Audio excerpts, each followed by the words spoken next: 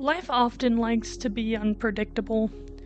Coming from somebody who has a habit of predicting the outcomes of scenarios at least 80% of the time and being correct, surprises can often lead into a bump in the night, uncertainties that obscure the very sure foundation I thought I was standing on, and it all crumbles before me like a kingdom I was so certain that was made of gold and it turned out to be sand.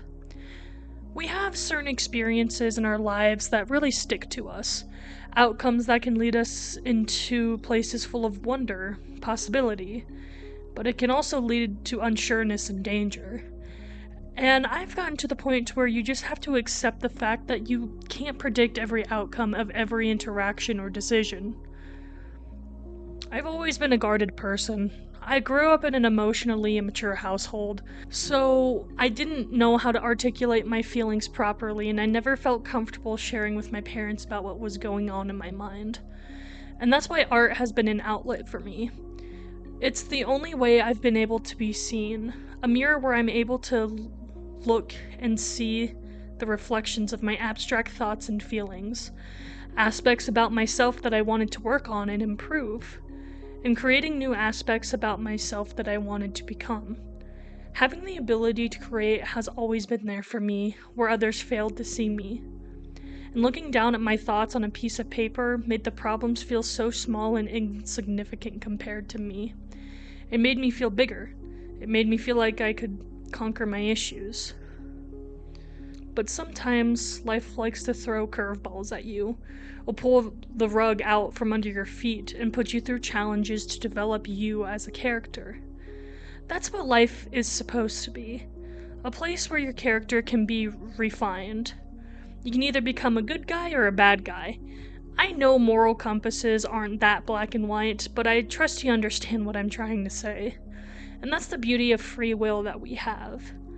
However, recently I went through a little obstacle, a hurdle, if you will, that now has me in a limbo, questioning myself and making me reflect and realize maybe I'm not as sure as myself as I thought.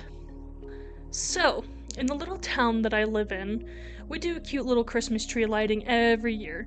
The main street where all the festivities happened is closed down so people can walk back and forth to the few shops that are open, listening to Christmas music, and browsing through charmy, tacky little booths while enjoying hot chocolate at the bonfire and chowing down on free food. And as the night progressed, the more of the townsfolk came flooding in as we all gathered together on the sidewalks and watched the cute short parade cut through the main street. It's cute and cozy. It's a fun gathering even though it's the same every year. After the parade, me and my roommate decided to go to this little collectible store that we've been wanting to look at for a while. And to be honest, I've been inclined to go to this shop for about 2 weeks before I headed in there, so it was almost like fate. And when we got in there, the main owner, he is a very talented salesman. He's trying to get my roommate to buy this really beautiful jacket that can only fit her. Although, I don't know, this is when I started to feel a bit uncomfortable. So he is an older gentleman. I think maybe he was just talking like this so he can try to get a sale. But he was like commenting how like pretty she was and she should be a model and all that stuff. Which is what I expect. My roommate is very pretty. I think she's pretty. And, that didn't really bother me that much. Except it felt like there was a little bit of tone of manipulation. I didn't really like it.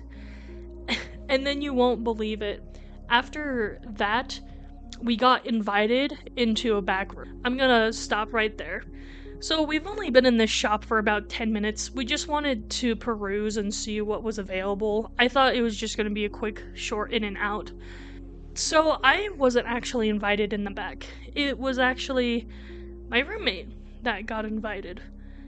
And that set off a lot of alarm bells in my head because first of all, I don't know anyone who's in the shop. Okay, and it's in the middle of the night. And I do live in a small town. Crazy stuff doesn't happen often, but with how crazy things are nowadays, it just made me very wary. But you guys, when we went into the back room, it was probably one of the coolest things I've seen. So apparently, I have an underground theater in my town I didn't know about, and I've lived here all my life, and I had no idea about this place. And we just started jamming to music and ended up having a good time. And at the end, when we had to go, it turns out all the men that were in there all knew my dad, and my dad has seen him multiple times, which made me feel a lot better about the whole situation. I'm not gonna lie, the entire time my guard was up, because it was just so, I guess a break in the routine, I suppose. So this is the part where I to be honest, I kind of feel bad because I was so extremely nervous and standoffish the whole time, because at least for me, I would rather be prepared for the unexpected, expect the unexpected. So my guard was up the whole time, but I have a bad habit of being like an ultra mama bear, and I feel like I give off the vibes like I'm gonna stab you if you try something. So I was like that the whole time, and I feel bad because I feel like I just wasn't supposed to be that uptight about that situation. That was the curveball that life threw at me, and it just, when I got home that night, I just kind of laid down in bed and reflected on what happened. I'm really glad that it did. I don't think something as awesome as that wouldn't have happened if my roommate wasn't there. But at the same time, it was just really strange. I really hit a wall with myself, and I had to reflect on why I was as uptight as I was. I've actually been told that, I have a habit of keeping things too uptight. I have been told that I am intimidating to approach and talk to sometimes. I mean, I guess it doesn't help if I'm in a situation like that. I have, like, the vibe of, like, I'll stab you if you get close to me. That's not particularly the most friendliest outlook ever. But, I don't know. I feel like, at least for me, so my roommate, she's a lot smaller than I am, right? She's a very petite and pretty lady. And I'm way bigger than her, and I weigh a lot more. So I feel like I have to put on this persona of being the protector. I can't really afford to let my guard down, if that makes sense. And I understand that keeping your guard up all the time isn't necessarily a good thing, but at least me personally, at this point, it's been like a month since this situation happened. I've reflected on it, and I think I'm actually very valid in feeling the way that I did. I mean, come on, me and my roommate, by a bunch of strange men I don't know, is inviting us to a back of a building we've never been in before. Like, all of the red lights and signs were flashing then, like all of the alarms were going off. But at the same time, I was happy that I took that risk and went. So, what's the lesson to be learned from this situation? For me personally, what I learned is that it's okay to feel what you feel in those situations. And it's okay to take risks sometimes. Because obviously, like, even today, I still don't fully trust those people. Well, obviously, I don't know them. Just because they know my dad, that doesn't tell me much about their character. At least from what I've learned, expect the unexpected. Really listen to your gut, like, if you're in a bad situation or not. I feel like that's the only reason why I went. It's because I didn't really have a bad gut feeling. It was more of my head doing more of the talking, which, let's be honest, that can be a good thing. I'd rather it be my head than my heart.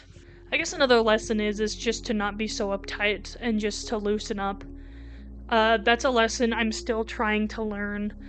And I guess to trust God more, I guess. I feel like I probably would have felt a lot more safer in that situation if my brother came or something, just someone stronger than me, so if something were to happen, you know, he could protect me and I just don't have to protect myself all the time and other people, you know?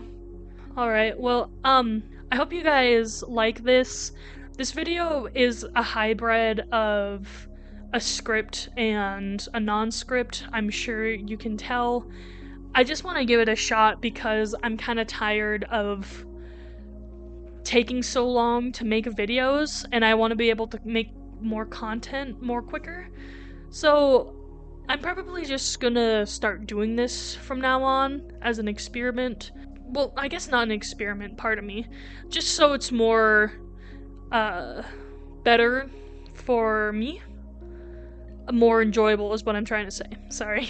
That it's more enjoyable for me, because I don't want to be so uptight with making videos anymore. It's just not fun.